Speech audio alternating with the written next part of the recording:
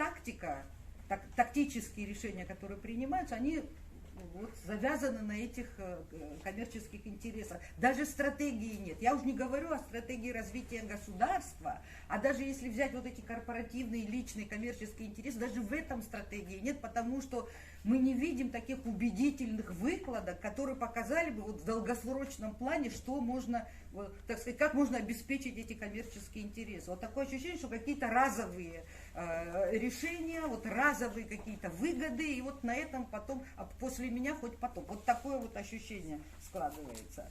Для защиты этих интересов выстраивается жесткая вертикаль. Вот она нужна, вот, чтобы такие интересы, потому что всегда, конечно, общество будет недовольно, когда подменяются государственные задачи какими-то корпоративными задачами и целями.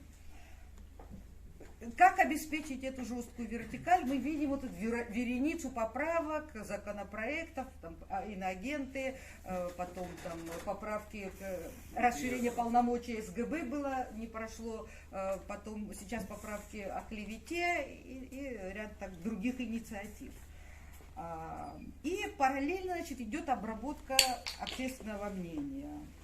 И посмотрите, ставка сделана на том, чтобы убедить и, так сказать, широкую общественность, которая ориентируется на телевидение в основном, и нашего стратегического партнера убедить в том, что все, кто, так сказать, критикуют и не поддерживают вот эту вот существующую на сегодняшний день линию, что это все люди, которые, так сказать, выражают антироссийские настроения. Вот на что сделана ставка.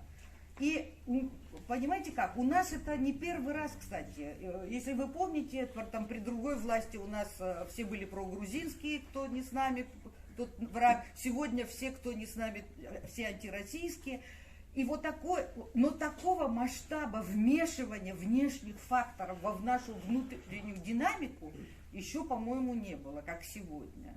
Ну, я связываю это не только с какими-то качествами людей, которые ведут сегодня пропаганду, личными какими-то качествами. Это и соцсети, конечно, играют большую роль, и, так сказать, гораздо больше механизмов для того, чтобы все это выплескивалось.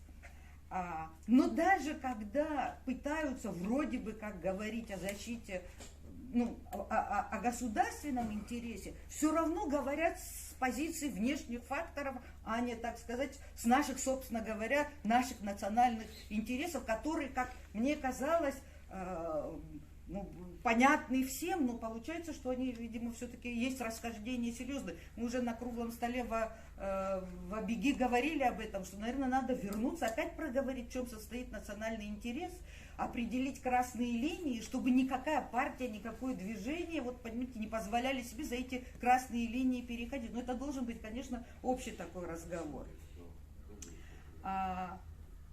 Конечно, ненормальная ситуация с тем, что так сказать, люди, которые имеют иное мнение, не имеют доступа к абхазскому телевидению. Мы все согласны с тем, что, несмотря на наличие телефонов, этих современных гаджетов, большая часть нашего общества все-таки ориентируется на телевидение. Абсолютно недопустимая ситуация сложилась. Вот нас в декабре еще, значит, нас обозвали чуть ли не предателями Родины, несколько человек. Мы с декабря месяца не можем получить доступ на АГТРК. Это абсолютно ненормальная ситуация. Я думаю, что очень многие тоже, вот и представители оппозиции, очень ограничены во всем этом. Я слышу бесконечные разговоры о каких-то бесконечных переговорах с АГТРК, что будет прямой эфир. Нам, кстати, предлагали